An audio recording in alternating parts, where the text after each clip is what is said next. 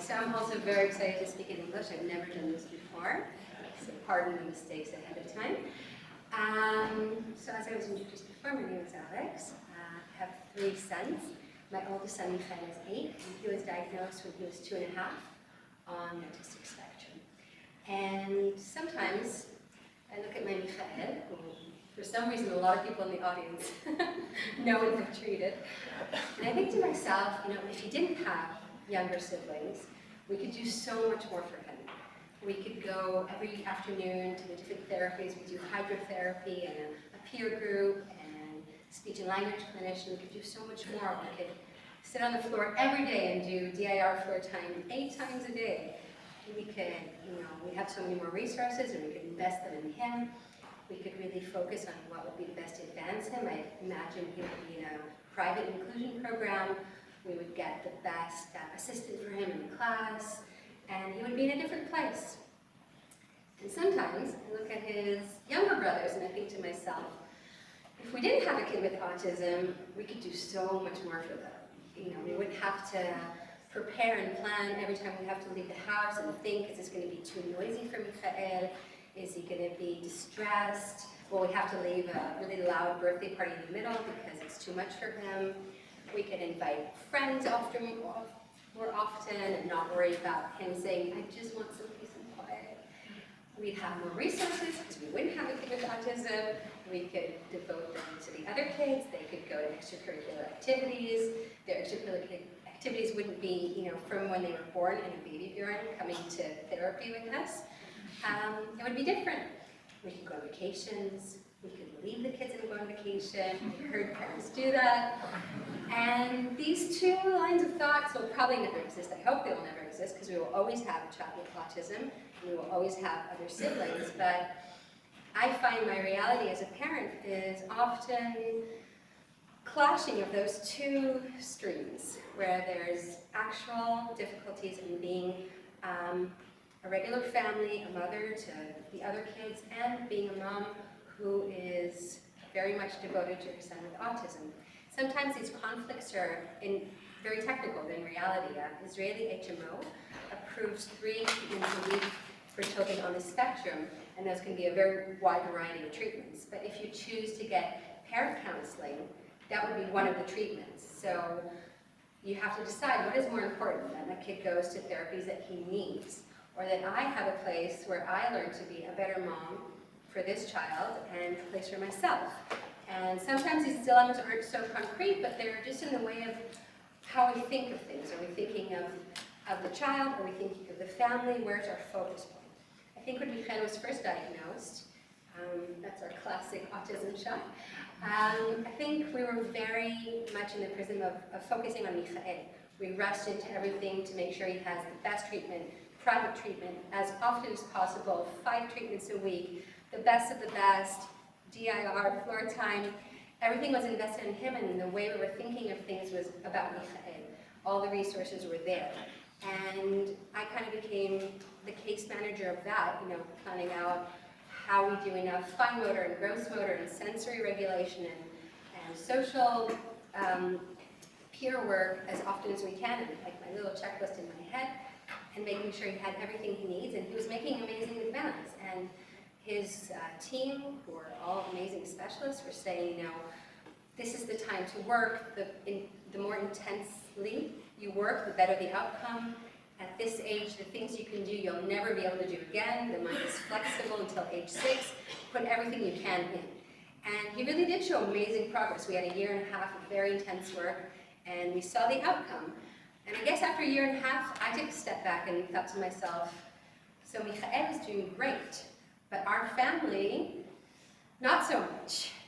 In terms of resources, it was just impossible in terms of emotional and stress, and marital stress, family stress.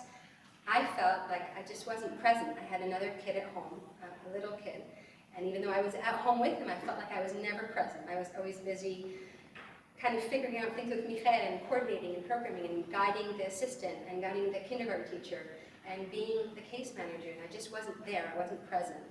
And I had to kind of take a step back and think, if we continue on this course, within a year, a little bit longer, we'll just be burnt out. I'm going to be very bitter and resentful mom, and I don't think that's a good way to be a parent. And there'd be sacrifices we'd have to make that I'm not sure would be right to make. Thinking about another child, thinking about where we wanted to go with our lives. We had this idea of leaving our house and going and moving with my in-laws to save money so we can invest that. I assume we would have been divorced within a year. They would never speak to us again. But there's certain sacrifices that I was willing to make and I was happy to make, and I think I'm still making them today. But kind of stopping and saying, what are the sacrifices that aren't right to be making? We're a family. How do we make sure that everybody's needs in the family are being met on different levels where nothing is going to be perfect, and that everybody's paying a price, because that's the truth. Everyone is paying different prices, but not certain people are paying all the price, and Michael, in a way, is not paying the price, because the only one who really wasn't affected in a way was him. He was doing well. And that kind of forced me to take a step back and think, where do we want to be as a family? What changes do I have to make? Where's our vision for our family? Because I think a lot of times the way we look at things, it's not just the actual actions, but the way we think. And I fit into Yonat's talk now. A lot of times Michel's therapist would say, it's so lucky he has a younger brother, that's a wonderful tool to advance his social skills. And that's true. But if we think of it from a different prism, we can say, he's not just a tool, he's also a person, and he's a child. And he's a child who's very frustrated because he has his older brother that he wants to play with and interact with, and he doesn't know how, and sometimes he gets no response at all. He would come to Michael and kind of try to box his sight and say, Michael, I'm here, and kind of try to get a response. So another way of thinking, instead of saying, here's one kid who can promote another kid and give him better social tools and a better outcome, is to say there are two children who have the rest of their lives to spend together, and it's our responsibility to give them both all the assistance and help and support and scaffolding in order for them to have a sense of well-being in their relationship and a quality of relationship and not be as frustrated. And I think that's a different way of looking at things also in regards to families. Parents can be a wonderful tool for changing children's behavior, children with ASD or otherwise, but they're also a focal point that needs help and support and has resources, don't have resources, and need help or don't need help. And I think it's a different way of looking at a perspective. And part of the reason I'm very proud and happy to be part of this research center is that I think the larger view, that not just looking at autism as the pathology of it or as a person who has it, but looking at the wider range of a family and community and siblings and all the people who are affected by autism and how we help them and how we change our focal point to see what we can do there. We've just heard this today. I mean, children affect parents, parents affect children, siblings affect children with ASD and vice versa, and communities. And I think trying to figure out how we can change that look and really see how we can help families who are dealing with pretty big challenges. I mean, we're talking about a lot of hard work that has to be put in here. This is for the OTs out there, and a lot of work that has to be put in there. And if we're thinking, where's the help that we can give parents and families and siblings, not just in order to promote the child with autism, but in order to help families have quality of life and well-being, because this is a long, long run. Nothing can be done in a year. Some things can be done before age 6, some things can't, some things change when they're 8 or when they're 16. But in the long run, this is the family he has for life. And I think we talk a lot about the increasing rate of children being diagnosed with autism. I meet with that all the time with more and more parents. And I think this is how I see it. We don't really know what causes autism. We don't know how to prevent it. We don't know how to cure it. We do know more about supporting people with autism, and I think we're starting to understand more now how to support families with autism. We're seeing today more in the field groups for siblings, groups for parents, support groups for grandparents, which I think is really cool because they're a big part of it. I think we're seeing a change that hasn't yet reached the level of policy making. I think that's something we're still working on, but I think there's more of an understanding that in order to support families, we need to understand what their goals are, what their dreams are, what their plans are. When I meet families whose kids have been diagnosed, I never say, Is it better to be in inclusion or in special education? I want to ask them what's important to them. Where is their vision taking them? And how can they achieve that best in the different therapies, because there are many therapies, there are different kinds of educational programs, there are different kinds of things, but we have to understand where we're going to put the energy in, and that the resources are limited. There's no way around it. You can be the best parent, and still, there are other things in the world. I had to make a decision. Should we have another child, which really was my dream, when it was very clear that that would be at the expense of Michael's advancement. We couldn't do the same things we were doing before. He wouldn't advance on the same level. But is that a price I could pay? Knowing that that's something that's very dear to me and that I felt our family needed. And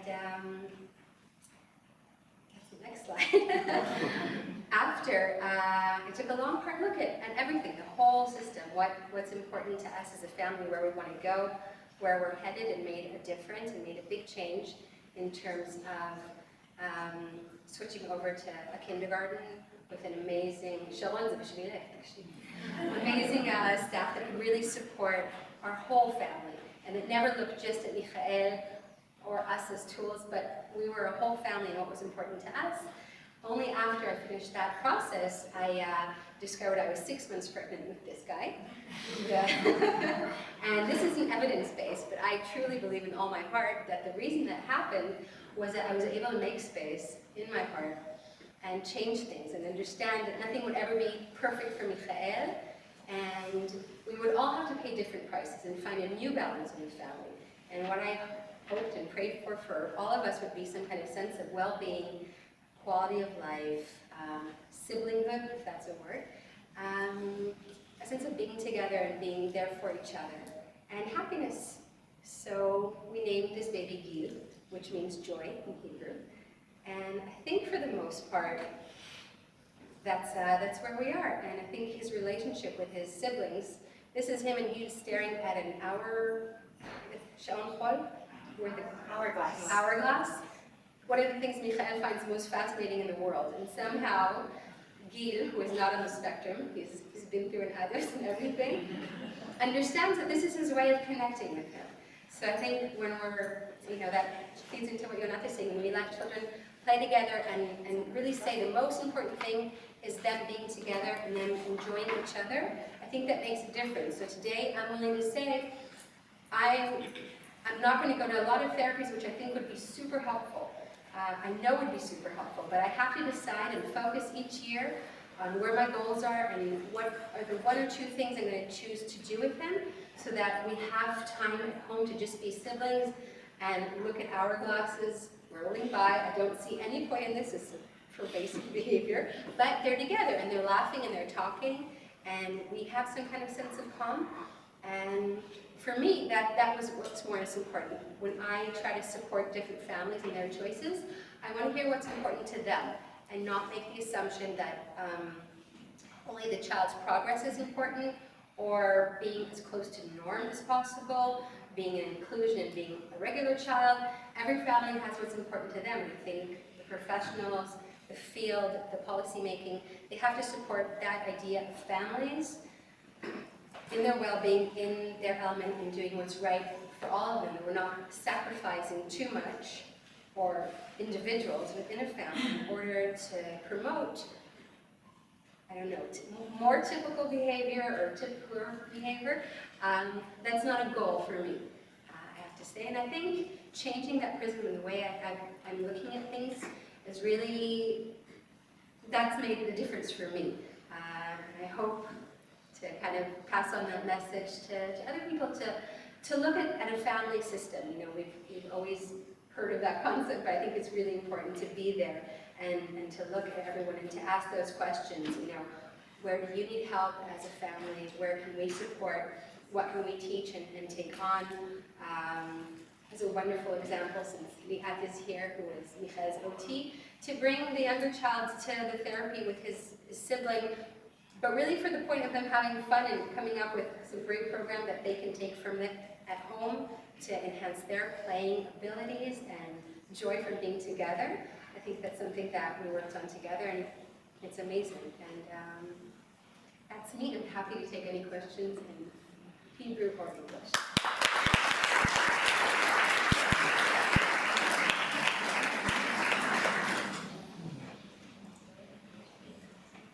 Okay. What do you think is the next challenge? What's the next challenge? Yeah, I think with raising any kids, I guess, is the whole thing that they grow up. It's very difficult. I have less control now. And when they were little, all of them, especially Michael, I had the ability to be more involved. When we started first grade, and I came into class and I sat down, and his teacher said to me, okay, it's time for you to go now, because he's big. It's time to say goodbye. I think part of them growing up means you have less control. If he decides today that he doesn't want to be in a therapy or extracurricular or group program, he won't be there. We have to have his consent on a deeper level. So I think that's a lot harder. When they're younger, it's a lot about taking them, putting them, bringing them, and being involved. And now it's taking a step back and saying, I've given him and I've provided a lot of the basics, and they're within him. But what he chooses to do now, if he walks around in recess and he walks around talking to himself for 15 minutes, that's what he does. That's what calms him down. I'm not there anymore at the point where I can be in an intervention kind of, or say, you know, come play with other kids. Even mediating is very difficult. If he has a friend over, I can't sit there and play blade with them anymore. They're not interested in that. They have their own thing. So it's about kind of trusting that he has the strength to do it and taking a step back. And also within the siblings, they're fighting more now, they're hitting each other. And I have to kind of not panic and say, this is what siblings do. I'm taking a step back, and I know that, you know, from a really young age, I've given them the idea that this is the most important thing to us, and this is what I can do. And it's difficult, and if I didn't have, you know, Ella to support me and keep telling me, this is normal, take a step back, take a deep breath, I probably couldn't do it. So I'm really happy she's here to hear me.